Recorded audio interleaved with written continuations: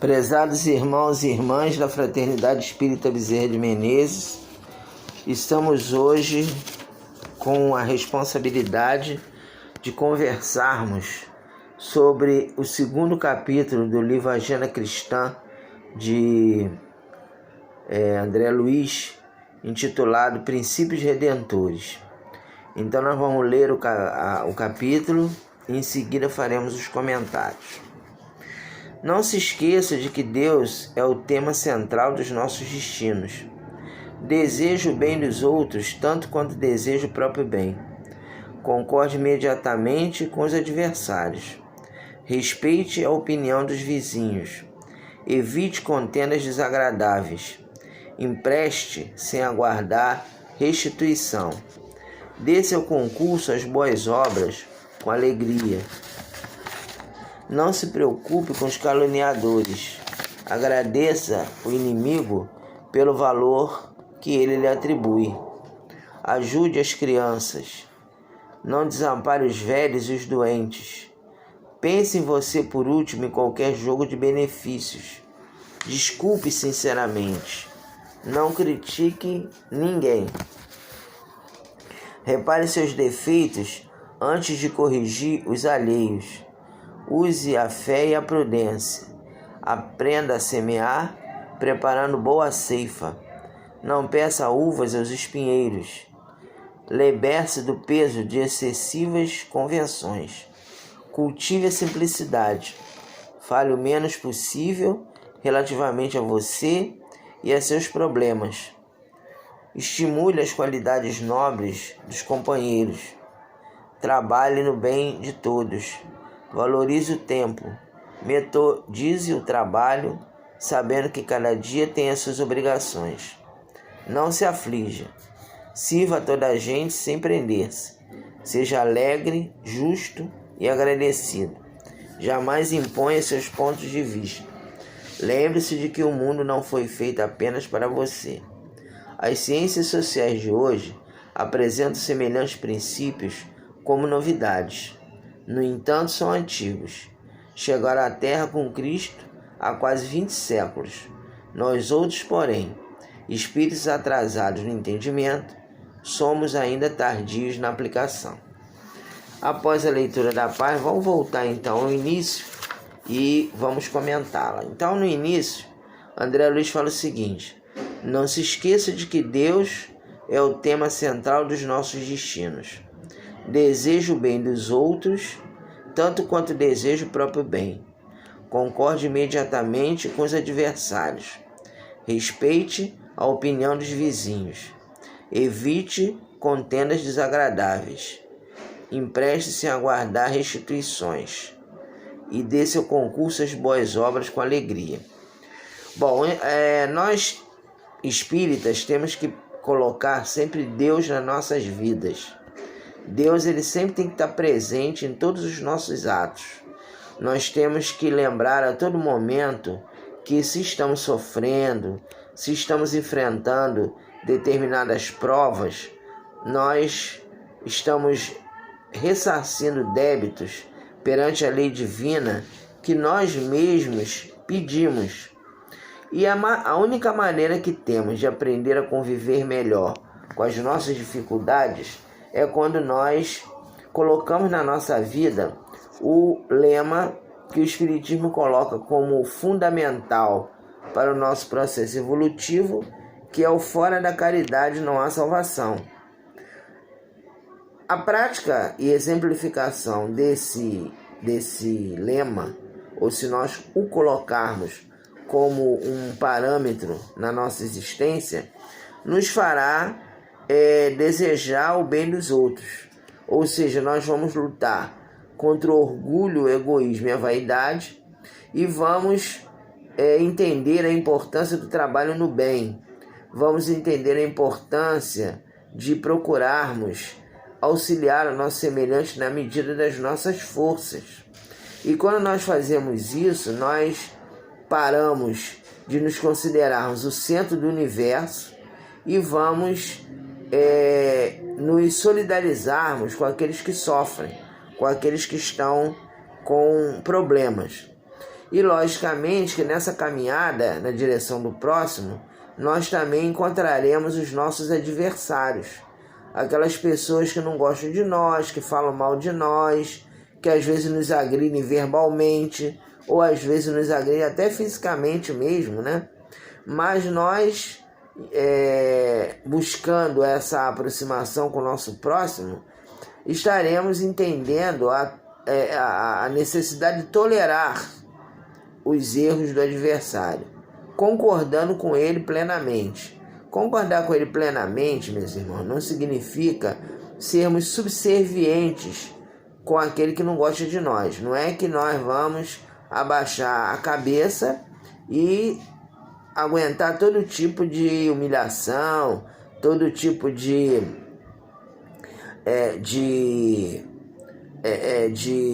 equívoco que os nossos adversários coloquem sobre nós. Porque vejam bem que Jesus, em diversos momentos, ele confrontou os fariseus, chamou os fariseus de sepulcros caiados, de hipócritas. E ele não foi agressivo na sua fala. Então, quando o André Luiz nos recomenda concordar plenamente com o adversário, é não guardar desse companheiro mágoas e ressentimentos, não utilizar com esses companheiros que são os nossos adversários, ou os nossos agressores, ou os nossos inimigos, a lei de talião, o olho por olho, dente por dente. Não usar aquela visão de que nós temos que nos vingar daquela pessoa, ou por palavras ou por atos. Então essa é a recomendação do concordar plenamente. É entender que se aquela pessoa está no nosso caminho, não é por acaso. Nós estamos nos reencontrando com alguém que nós temos alguma dificuldade, que nós precisamos reparar erros, precisamos burilar as arestas, mas precisamos também aprender a amá-los, mesmo quando não somos amados. E lógico que nós temos direito de defesa. Se a pessoa está procurando nos prejudicar de alguma forma, é claro que nós vamos impedir, né? Você não vai também deixar a pessoa te humilhar ou fazer você de o que quer com você, porque ele se acha nesse direito. O direito de defesa é importante e ele faz parte. Mas a questão é a maneira pela qual nós nos defenderemos. Porque existe aquela defesa que é marcada pelo ódio, que você quer se defender, mas você quer agredir o adversário da mesma maneira, você quer pagar na mesma moeda. E existe aquela defesa ou aquele direito que você tem de se precaver contra aqueles que não gostam da sua individualidade de maneira sensata, em que você vai primeiro entender que ele é um doente da alma e depois, ao se defender, ao exigir os seus direitos ou lutar pelos seus direitos, fazê-lo sem agressões, fazê-lo sem violência. Então, por exemplo, aqui no nosso prédio, tivemos um fato de uma companheira que estava andando aqui na parte da manhã e ela estava cantando. E aí uma pessoa do prédio, uma vizinha, achou que ela estava cantando muito alto. E aí o que ela fez? Pegou um balde d'água e jogou na companheira. E aí molhou a nossa companheira.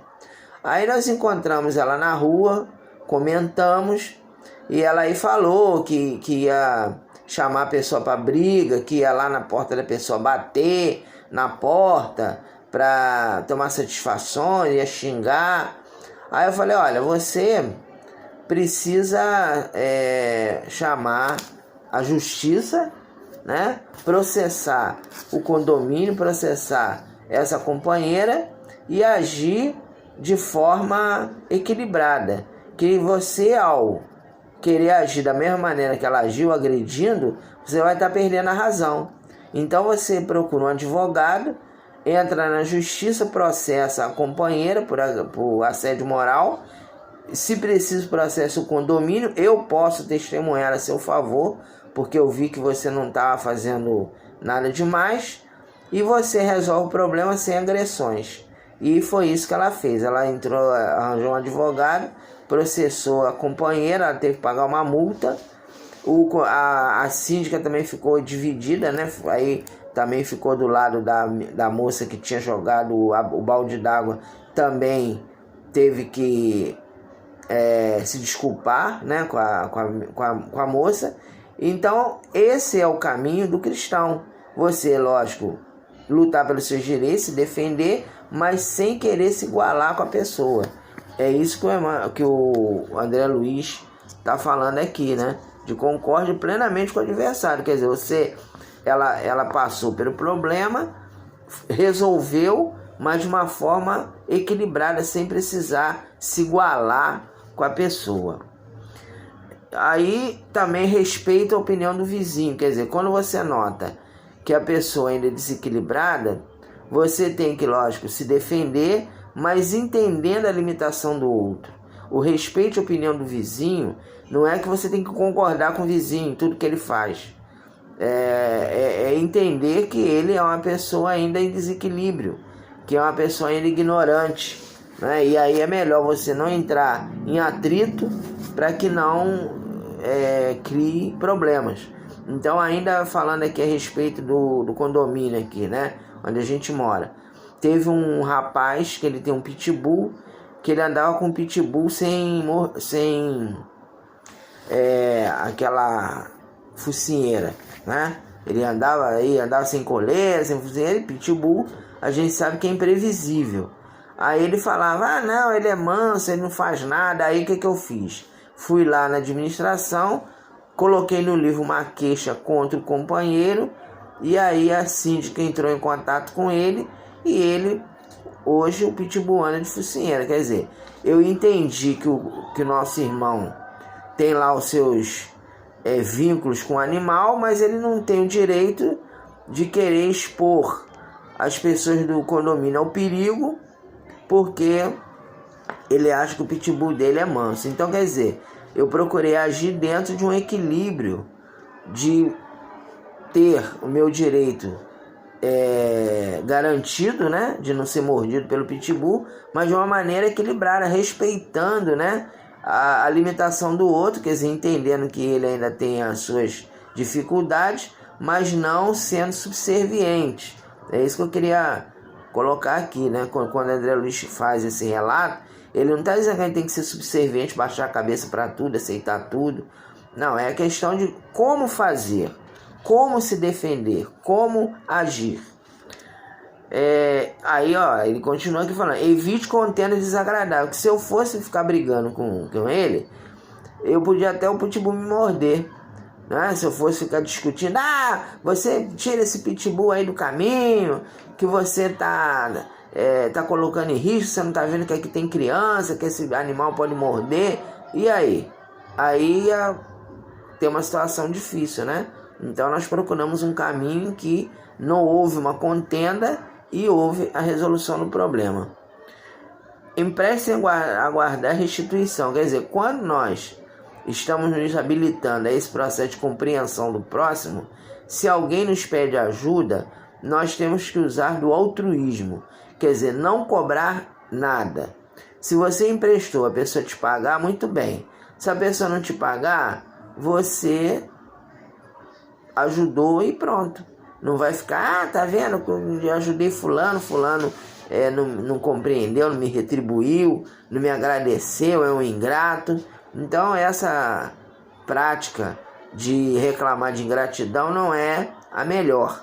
Quando nós ajudamos, a ajuda tem que ser incondicional. Nós temos que auxiliar sem aguardar qualquer tipo de retribuição. Se a pessoa puder pagar ou puder agradecer, ou enfim, se tiver possibilidade, aquele que foi auxiliado fazer algo que retribua o bem praticado, ótimo. Se não, fica fica nessa maneira da prática do altruísmo. Dê seu concurso às boas obras com alegria. Quer dizer, quando a gente faz alguma coisa, a gente não tem que ficar reclamando, né? Então a gente vê muita gente na casa espírita que trabalha na casa e reclamando. Ah, porque aqui no centro tudo é nas minhas costas, tudo sou eu. E o pessoal fica tudo abusando da minha boa vontade. Então, se nós fizermos isso, não adianta nada. Se nós vamos fazer, que o façamos com alegria, né? Se tivermos a ajuda de outras pessoas, ótimo.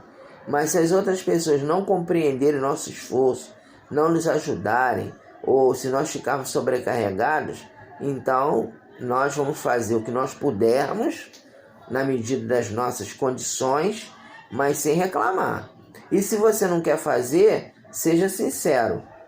Fala, olha, fulano, isso aqui eu não posso fazer no momento, eu estou com dificuldade, eu estou sobrecarregado, eu vou ter que me afastar de determinadas atividades, mas não fica reclamando por trás, né? Falando por trás da pessoa, que fulano fica nas minhas costas, aí quando a pessoa chega não fala nada.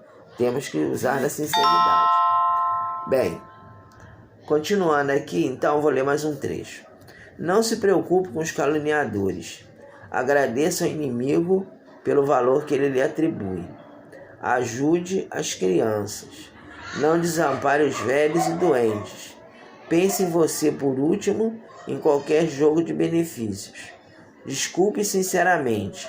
Não critique a ninguém. Repare seus defeitos antes de corrigir os alheios. Use a fé e a prudência. Então vamos dar uma paradinha aqui para nós comentarmos. A Revista Espírita tem alguns artigos nos quais Kardec deixa claro que ele não se preocupa com as críticas que são feitas à sua pessoa. A sua preocupação é quando tentam desqualificar o espiritismo. Então, quando a pessoa que escreveu um artigo contrário ao espiritismo usava de má fé ou procurava confundir os leitores com informações equivocadas, então Kardec saía em defesa. Ele esclarecia, escrevia um artigo que pudesse tirar as dúvidas. Ele estava sempre pronto a estar analisando, né, o desenrolar da codificação. Mas quando o artigo do adversário do espiritismo era contra ele não se preocupava. Ele falava, não, de mim pode falar o que quiser. Agora, eu sairei em defesa dos princípios da doutrina quando eles forem mal interpretados. Então era essa a visão de Kardec. E é isso que a gente tem que procurar colocar na nossa existência. Nós não temos que estar preocupados com o que as pessoas estão falando a nosso respeito de mal. Porque são caluniadores e são pessoas que às vezes é melhor você ficar em silêncio, porque se você ficar procurando se defender é pior. E aí tem uma história também que nós utilizamos, né, em palestra, falando a respeito de um companheiro que ele era vice-presidente de uma casa espírita e ele, num determinado momento, ele começou a ir a uma casa de prostituição.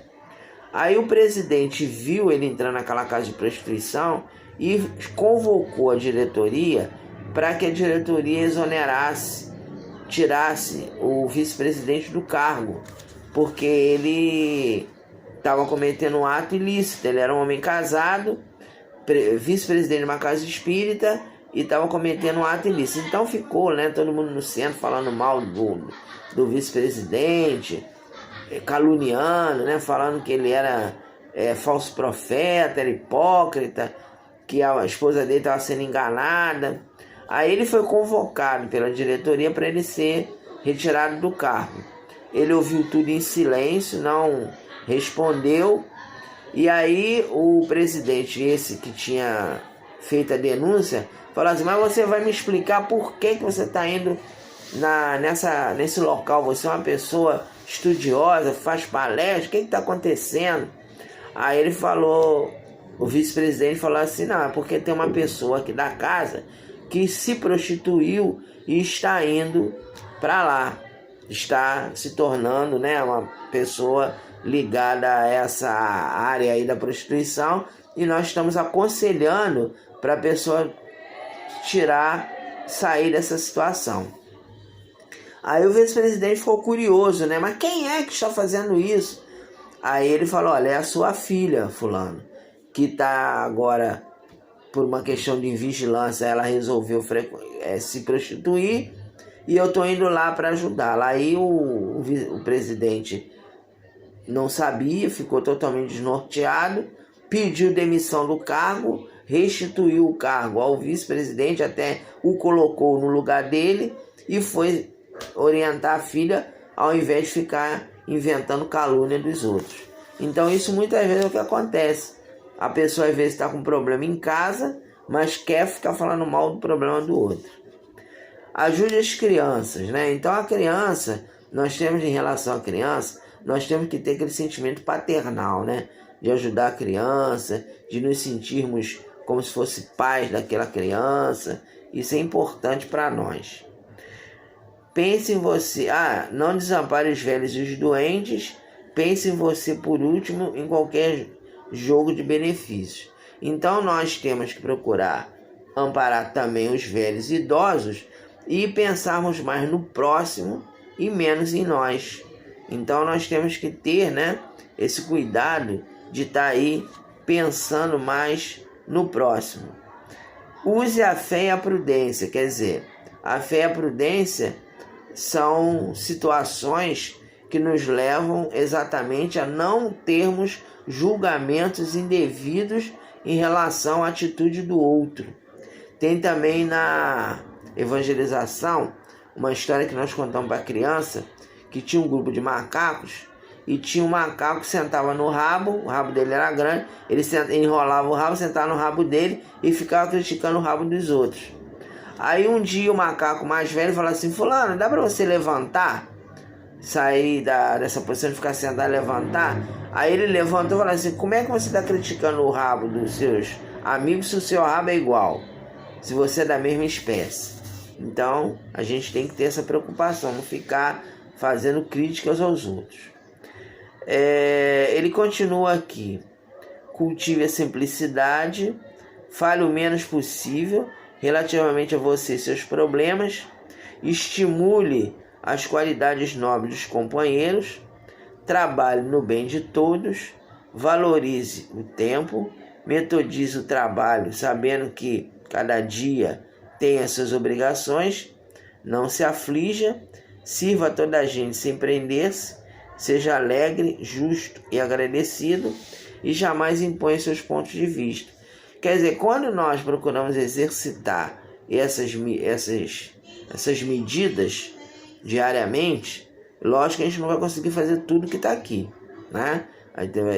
Tem dia que a gente vai deixar a desejar num aspecto, ainda vamos ter momentos de vigilância, mas quando nós, por exemplo, aqui, cultive a simplicidade, né? Como é que é importante nós sermos simples, não nos julgar melhor do que ninguém, não ficarmos exibindo aquilo que nós sabemos, os nossos conhecimentos, nós nos colocarmos iguais a todos. Você vê que o Bezerra de Menezes, os espíritos superiores, eles nunca se colocam acima de nós, como se eles fossem melhores. Eles se colocam como os nossos protetores, aqueles que nos compreendem, que nos ajudam. E a gente tem que procurar já ir mantendo esse padrão, né? Não se aflija também, né? Quer dizer, a gente se aflige muito com os nossos problemas, com as nossas dificuldades. Então a gente tem que ter a fé, a prudência e a certeza de que não estamos sós. E aqui no último parágrafo, lembre-se de que o mundo não foi feito apenas para você. As ciências sociais de hoje apresentam semelhantes princípios como novidades. No entanto, são antigos. Chegaram à Terra com Cristo há quase 20 séculos. Nós outros, porém, espíritos atrasados no entendimento, somos ainda tardios na aplicação. Então esses imperativos cristãos aqui que foram lidos e foram comentados rapidamente, né, que a gente tem um tempo a cumprir, a gente não pode ficar aqui 1 hora falando, né? Porque se torna cansativo para o ouvinte. Mas são situações que, se a gente conseguir colocar em prática, nós teremos uma vida totalmente diferente. Porque nós teremos paz interior, teremos tranquilidade diante dos problemas e procuraremos nos colocar sempre à disposição do próximo para ajudar, para compreender, para estar ao lado, para ser o ombro amigo. E isso nos trará felicidade. Isso fará com que tenhamos uma vida produtiva, uma vida tranquila e em paz.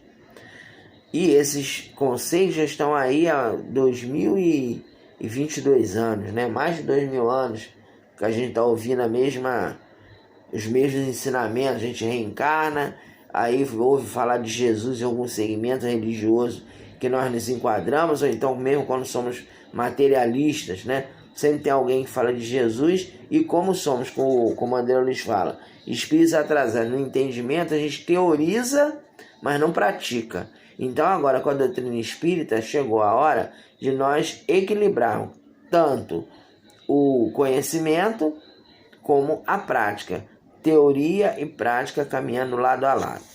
Então, meus irmãos, era isso que nós queremos conversar com vocês nessa oportunidade. Que Jesus nos abençoe, um bom Natal para todos, e na próxima semana estaremos juntos novamente, ou então algum outro companheiro estará fazendo estudo. É importante vocês acompanharem essas páginas para que nós juntos possamos estudar e fazer com que o Natal não seja apenas um dia por ano, seja todos os dias. Que Jesus nos abençoe.